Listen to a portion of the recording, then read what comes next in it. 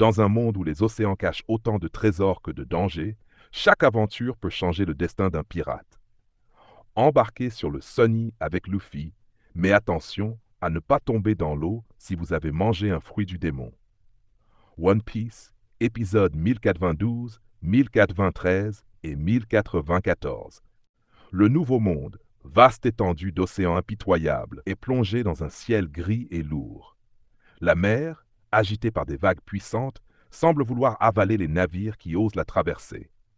À bord d'un vaisseau sombre, au pavillon discret mais craint dans tout le monde, se tiennent trois silhouettes.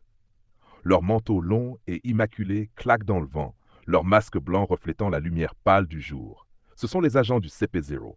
Rob Lucci, immobile à la proue, garde les bras croisés.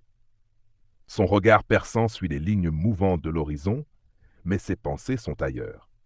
À ses côtés, Kaku et Stussy discutent à voix basse, comme si même l'air marin pouvait porter leurs paroles vers des oreilles ennemies. Dr. Vegapunk, souffle Kaku. Un homme capable de se diviser en 6 corps, chacun doté d'un rôle spécifique. C'est au-delà de ce qu'un humain normal pourrait concevoir. Ce n'est pas seulement du génie, c'est une folie calculée, réplique Stussy, son ton froid mais teinté d'admiration. Chacun de ces corps satellites agit comme une extension de son esprit, mais ils partagent tous le même destin. Lucci ne détourne pas les yeux de l'horizon. Sa voix tranche l'air.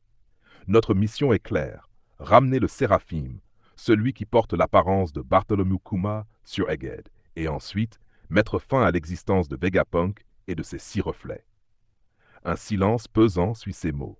Le craquement du bois et le grondement sourd des vagues deviennent soudain plus présents. Puis, Lucci reprend, plus bas. Lulusia, vous pensez que ce qui s'est passé là-bas est lié à notre mission? Kaku fronce les sourcils, mais ne répond pas. Stussy, elle, pose doucement une main sur son avant-bras. Ne pose pas trop de questions, Lucci. Les mots ont un poids, et certains attirent l'attention des mauvais dieux. Le vent souffle plus fort, emportant leur voix. Ils ne parlent plus. Sur Egghead, le contraste est frappant. Ici, la mer gronde moins, et la technologie règne en maître.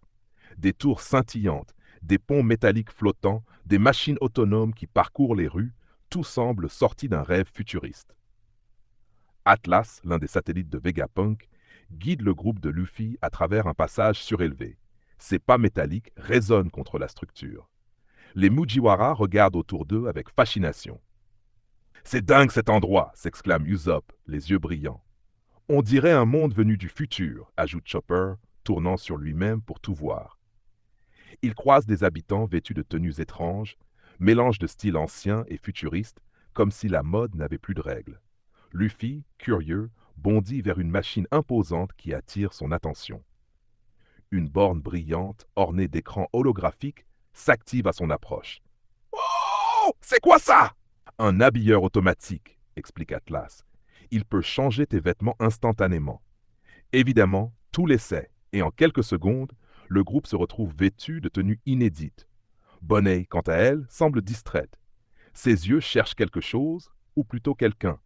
Après quelques minutes, elle s'arrête et se tourne vers Luffy. « Je dois trouver Vegapunk. On se revoit plus tard. » Elle commence à s'éloigner, mais Luffy se fige soudain.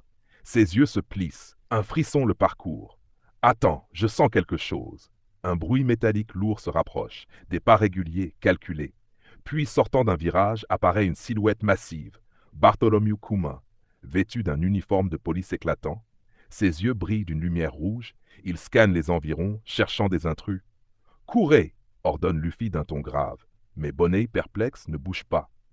Kuma lève le bras, l'embout de son canon s'illumine, et un rayon de lumière concentrée jaillit à la vitesse de l'éclair. Luffy et les autres se jettent à terre, évitant l'attaque de justesse. Bonnet, elle, reste figée, les yeux grands ouverts, la gorge serrée. Dans son esprit, 1000 images d'enfance reviennent.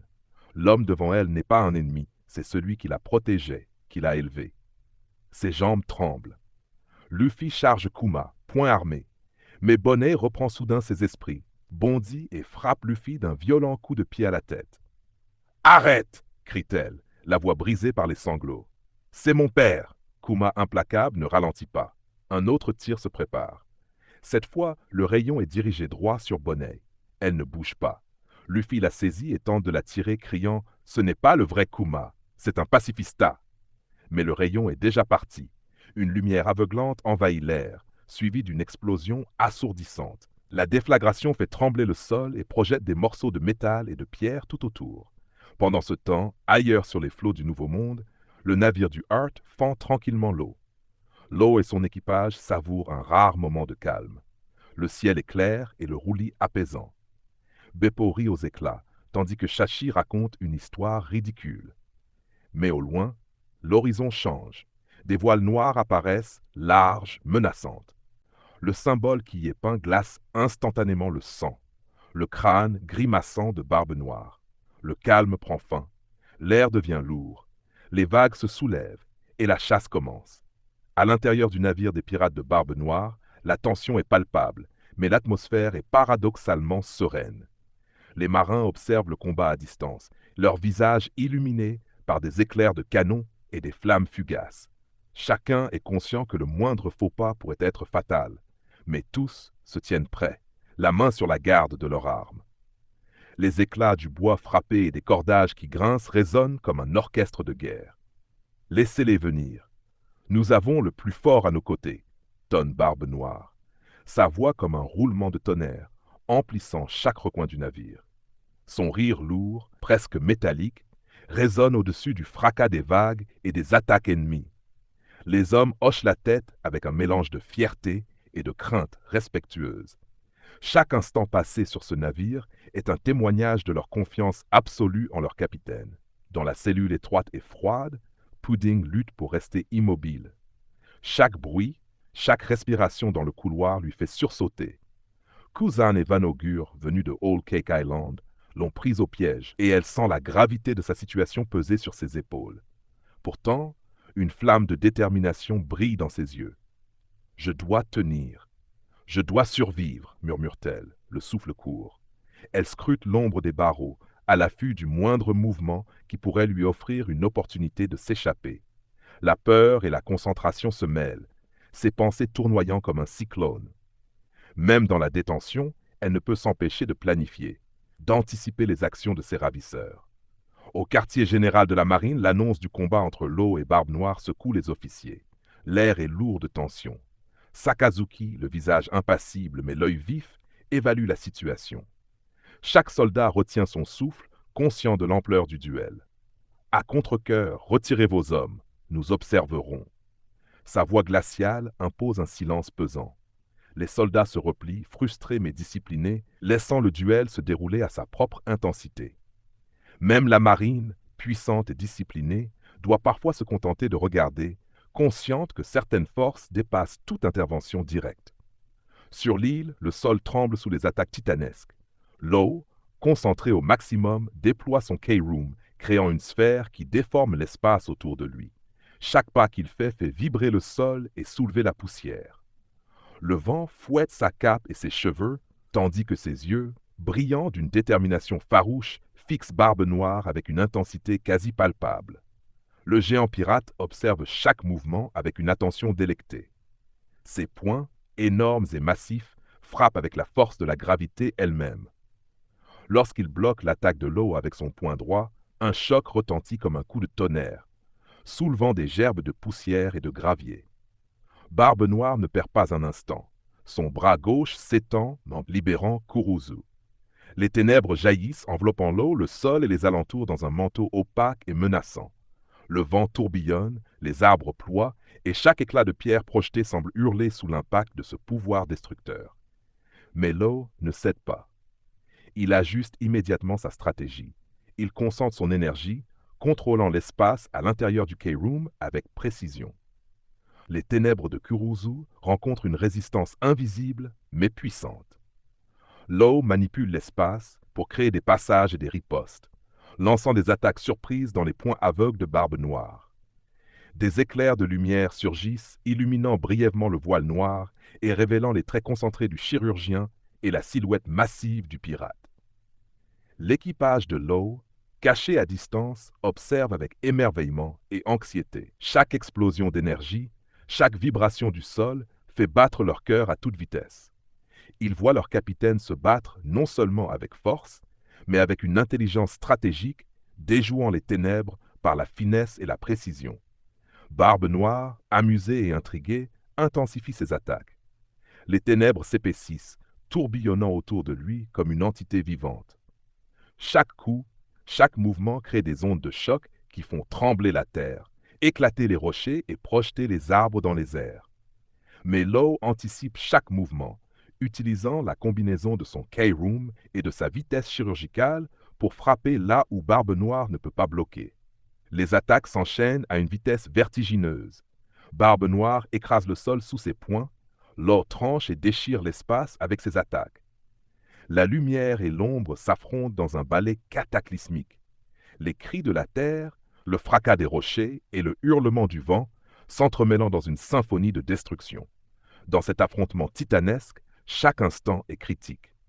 Les stratégies, les réflexes et les pouvoirs se confrontent dans une danse explosive. La force brute de Barbe Noire et l'ingéniosité de Law créent un spectacle digne des légendes, où chaque coup peut changer le destin de l'île et de ceux qui y assistent. L'issue demeure incertaine, mais l'intensité du duel dépasse tout ce que l'on pourrait imaginer. Le pacifista avançait implacablement, ses pas métalliques résonnant comme des coups de tonnerre sur le sol. Bonnet, Luffy, Chopper et Jinbei fuyaient à toute vitesse, leur corps pressé par la nécessité de survivre. Les éclats des tirs laser du cyborg rebondissaient autour d'eux, frappant les murs et soulevant la poussière dans un nuage étouffant. Chaque seconde qui passait rapprochait l'inévitable confrontation. Acculés contre un mur métallique, leurs options se réduisaient à néant. Pourtant, Bonnet, avec un regard déterminé et un sourire rusé, décida de riposter d'une manière inattendue. Elle concentra toute l'énergie de son fruit du démon et, en un éclair, transforma son apparence et celle de ses compagnons. Jinbei et elle devinrent des enfants, frêles et menacés par leur propre taille, tandis que Luffy et Chopper se voûtèrent et vieillirent instantanément, leurs cheveux blanchis et leurs traits marqués par les années. Le pacifista s'arrêta net, ses capteurs confus. Il observa la scène, mais ne reconnut pas ses cibles. Le robot analysa, recalcula et finalement conclut que ce n'étaient pas les pirates qu'il poursuivait. Lentement, il se détourna, laissant derrière lui un sillage de vapeur et de métal chaud. Le soulagement emplit les 4 compagnons, qui reprirent leur souffle, le cœur battant à tout rompre. Alors que le danger immédiat s'éloignait, Jinbei reprit son sérieux et expliqua à ses compagnons ce qu'il avait appris sur Kuma. Son ton était grave, ses yeux scrutant l'horizon comme pour chercher la silhouette du cyborg dans le ciel. Kuma, autrefois roi tyrannique du royaume de Sorbet. Son peuple s'est révolté contre lui et il a été déchu. Devenu pirate, puis officier dans l'armée révolutionnaire, il a fini par être arrêté par la marine. La sentence? Prison à vie. Mais avec une offre inattendue, devenir l'un des 7 grands corsaires. Le récit continua, plus sombre encore. Jinbei expliqua les expériences d'augmentation humaine subies par Kuma, sa transformation en cyborg par Vegapunk et les pertes qu'il avait endurées. À l'annonce de ce passé tragique, Bonnet secoua la tête avec véhémence. Il n'a jamais accepté de se soumettre. On ne transforme pas quelqu'un comme ça de son plein gré. Son regard exprimait autant de colère que de douleur, révélant l'attachement qu'elle gardait pour Kuma, malgré tout. Pendant ce temps, Lilith guidait le reste de l'équipage des chapeaux de paille vers le Labophase, la partie flottante d'Egghead au-dessus des nuages. Zoro, Brook et Caribou restaient sur le Thousand Sunny amarrés, tandis que Nami, Usopp, Robin, Franky et Sanji suivaient Lilith. Ils franchirent d'abord un fournisseur, changeant leurs vêtements pour mieux se fondre dans l'environnement, puis pénétrèrent dans le laboratoire. Le Labophase était un monde fascinant. Les escaliers roulants montaient et descendaient de manière fluide. Les portes semblaient presque vivantes en s'ouvrant devant eux. Edison, un autre satellite de Vegapunk, les guida à travers le labyrinthe métallique, expliquant chaque système et dispositif. Pourtant, leur émerveillement fut interrompu lorsqu'ils croisèrent un séraphim. Sa ressemblance avec Jinbei était frappante, mais ses ailes imposantes et lumineuses ajoutaient une aura presque divine, inquiétante et fascinante à la fois. Dans un couloir plus isolé, le premier satellite de Vegapunk, Shaka, contacta Dragon par Den Mushi. La voix métallique mais étrangement humaine de Shaka était grave et prophétique. Dragon, ma fin approche. Mais ce que j'ai vu doit être transmis. Ces mots résonnaient, lourds de présages, comme si chaque syllabe portait un fragment de vérité imminente et de danger. Le monde autour de lui semblait retenir son souffle, et même au loin, les nuages d'Eged semblaient s'obscurcir, comme si le laboratoire lui-même percevait l'importance de cette prophétie. L'avenir s'annonçait incertain, chaque décision pouvant changer le cours des événements de façon irréversible. L'aventure continue, cap sur le prochain épisode.